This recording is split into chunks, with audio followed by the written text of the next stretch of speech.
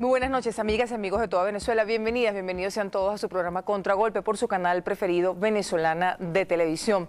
Hoy es miércoles 6 de abril del año 2011. Nosotros vamos a conversar en la primera parte de Contragolpe con Rodolfo Muñoz, autor de este documental Muchedumbre, que va a ser presentado al pueblo venezolano mañana a las 6 de la tarde en la sala de la Cinemateca, con la participación, entre otros, de usted. Bienvenido, gracias por acompañarnos. Muchas gracias. Patricia Villegas, presidenta de Telesur, y después conversaremos sobre los otros invitados e invitadas.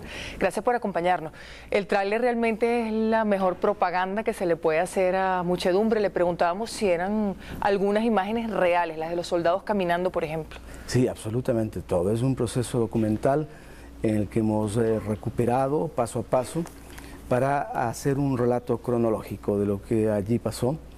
De modo que tenemos aquí, es casi como un aporte colectivo de muchos que ha permitido recuperar lo que ocurrió en mi país el pasado 30 de septiembre. ¿Qué le ocurrió a usted el 30 de septiembre? Bueno, el 30 de septiembre, como muchos ecuatorianos, estuvimos en condiciones de riesgo.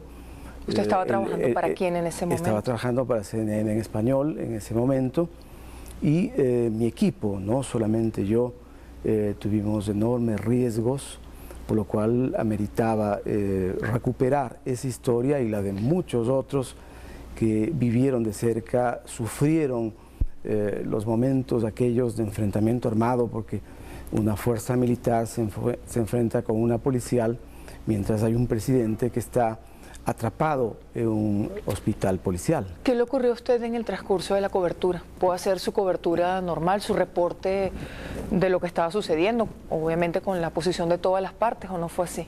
Bueno, yo estuve dentro de mi oficina, quedé atrapado, entre comillas, en Quito. En Quito, ya que mis otros compañeros camarógrafos habían podido llegar a la zona, pero mi obligación desde la oficina, desde nuestra estación central, era monitorear lo que estaba ocurriendo y también informar vía telefónica y enlazándonos con una suma de señales que se dieron durante la mañana hasta el mediodía, para de ese modo dar cuenta de lo que pasaba en Ecuador. ¿Cuándo pensó, si lo pensó en ese momento, que estaba ocurriendo un golpe de Estado? En la mañana mismo. Yo tengo ¿Qué le llamó la atención? Yo tengo la experiencia de los golpes pasados. Usted recuerde que desde 1995 ha habido frecuentes rompimientos constitucionales, de modo que esos rompimientos habían sido más o menos quirúrgicos, delicados, no había habido un gran impacto, pero ese día, el 30 de septiembre, hubo en realidad sucesos muy difíciles que hacían prever un golpe de Estado. ¿Qué, por ejemplo, en su opinión como periodista y como ciudadano? El hecho de que quienes estaban obligados a cuidar el orden, es decir, los policías, sean quienes protagonizaran los incidentes. Eso demostraba que algo rarísimo estaba ocurriendo, su actitud violenta, el maltrato a los ciudadanos que acudían hasta los alrededores a pedir que liberen al presidente, la propia condición del presidente, que se convirtió en rehén, ¿no?, luego de que él acude a una búsqueda de solución de un conflicto que en principio se decía era de carácter salarial.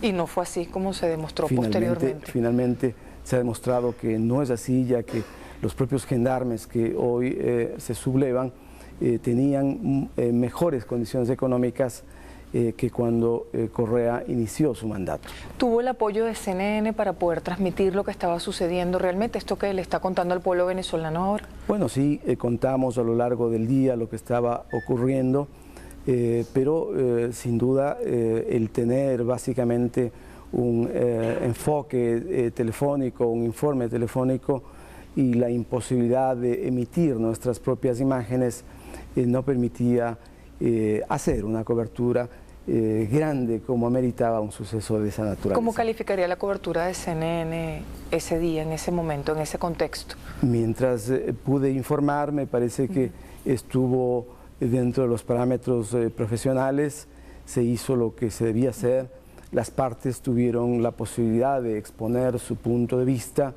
los periodistas no somos los fiscales ni los jueces para definir lo que está ocurriendo o para juzgar, De modo que hubo un trabajo interesante que creo que sirvió en alguna medida para que supiera la gente lo que estaba ocurriendo.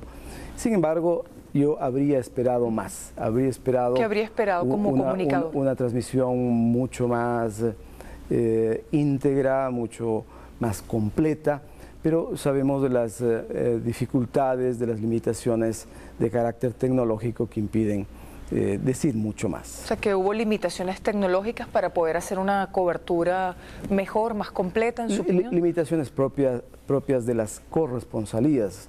Las agencias internacionales en general tienen asignado a uno o dos periodistas en los diferentes países, y ello impide tener, obviamente, lo que podría ser un canal o una gran cadena que está interesada en realmente ir al fondo de sucesos de esta naturaleza. ¿Cómo calificaría como periodista la cobertura general, el comportamiento mediático general?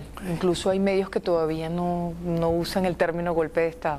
Lamentablemente, en mi país, como en muchos otros de América Latina, siguen los medios y los periodistas teniendo sobre todo un rol político y no profesional. Eso impide entonces mirar el fondo de algunas cosas. Yo creo que el Ecuador recién empieza a tener cierta profundización mediática en lo que ocurrió ese día.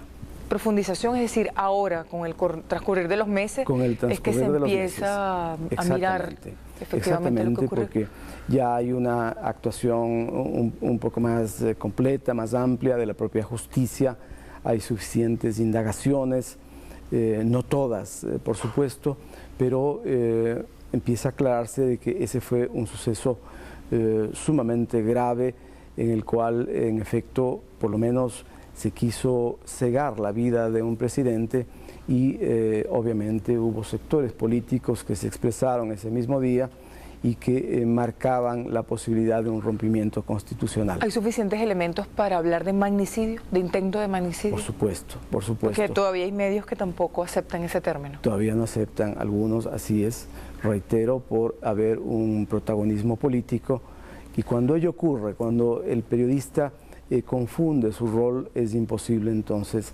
entender muchas cosas que ocurren en el mundo. Ha dicho 2 veces eso, ha hablado sobre el rol del periodista separándolo del rol de un dirigente político. ¿Cree que se están confundiendo ambos roles en América Latina en este momento? Se están confundiendo porque quienes deberían tener el papel político, que son los partidos y sus dirigentes, tienen un proceso crítico desde hace algún tiempo, de modo que ellos han salido del debate de la política y han tenido que ocupar ese rol los otros, quienes solamente deberían ser mediadores, intermediarios, y eso pues enrarece la posibilidad de una actuación simplemente de comunicadores. ¿Lo ven en algún sector en particular?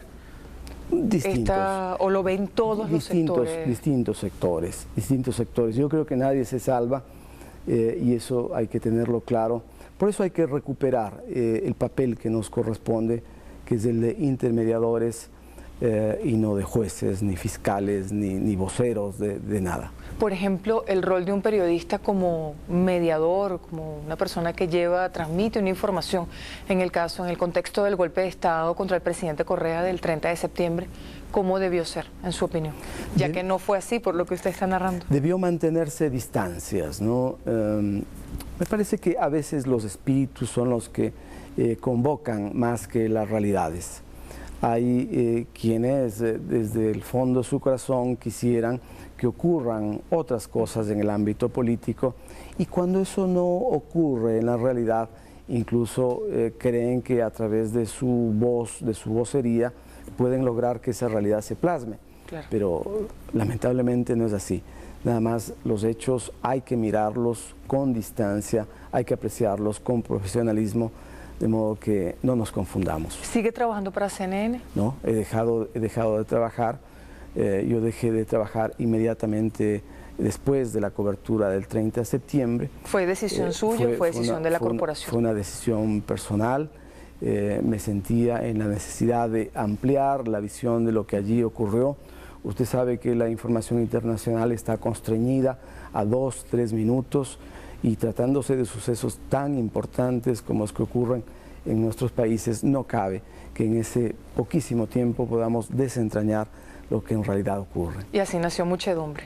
Y así nació Muchedumbre. ¿Se recoge el comportamiento de los medios en Ecuador? Se recoge la actuación de algunos periodistas, incluso de quienes llegan apresuradamente a informar cosas que no estaban debidamente comprobadas. Por ejemplo, ¿qué cosas se dijeron que ustedes pudieron constatar que no eran ciertas? Por ejemplo, decir que había también una revuelta similar entre los militares era algo que generaba, por lo menos, alarma ciudadana. Y no era así, efectivamente. Y no era así, no había un segmento de militares que en una base aérea estaban coincidiendo con la protesta policial sin que esta sea la misma protesta. ¿Qué quisiera que le quedara a las usuarias, los usuarios, las espectadoras, los espectadores de Muchedumbre? En Venezuela, en Ecuador, que se entienda el contexto, ¿no? El mayor problema de la noticia es que no tiene contexto. Es apenas un fragmento pequeñísimo de la realidad. Lo que nosotros hemos hecho es conjuntar muchos fragmentos para tener una visión más amplia.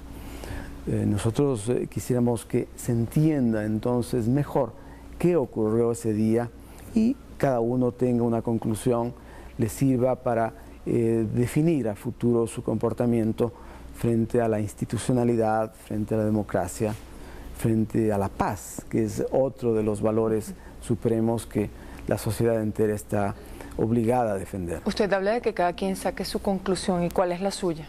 Mi conclusión es como que periodista y también como responsable de este trabajo. No ha terminado de consolidar la institucionalidad. Sigue habiendo sectores ciudadanos que creen que los rompimientos democráticos pueden resolver sus problemas. La conclusión es de que seguimos teniendo un Estado débil, porque en los años anteriores hubo políticos que quisieron restarle toda fuerza al poder del Estado para reemplazarlo por el poder del mercado, y eso aún sigue afectando el mejor vivir del Ecuador. ¿Esta reflexión valdría, en su opinión, como latinoamericano para nuestros países? Sin duda. Para Venezuela, sin duda. para Bolivia. Eso nos interesa a todos porque en nuestros países siguen expresándose también sectores fácticos, poderes económicos muy importantes que no están muy dispuestos a dar paso a los cambios sociales que demandan los distintos pueblos. ¿Esos sectores fácticos están asociados con los medios, por casualidad? Sin duda, sin duda. Está en su pregunta implícita la respuesta. No hay cómo darle vuelta, y esos poderes sienten el temor de que sus privilegios mantenidos durante décadas puedan verse disminuidos, ¿no? ¿Por qué esa asociación, en su opinión, como periodista, como comunicador? Porque esa asociación entre esos poderes fácticos y las grandes corporaciones mediáticas. Desgraciadamente, porque estos medios, o muchos medios, no podemos generalizar, han sido creados para generar negocios de tipo económico y negocios políticos. De modo que es un dueto indisoluble que se mantiene y no se recupera, en cambio, la esencia de lo que deben ser los medios, que no es precisamente el convertirse en protagonistas políticos. ¿Y por qué esto ha permeado a las periodistas y a los periodistas también?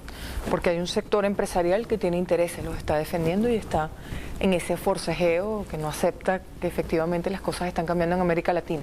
¿Por qué las periodistas y los periodistas defienden esos intereses, en su opinión? Hay malos procesos de formación profesional,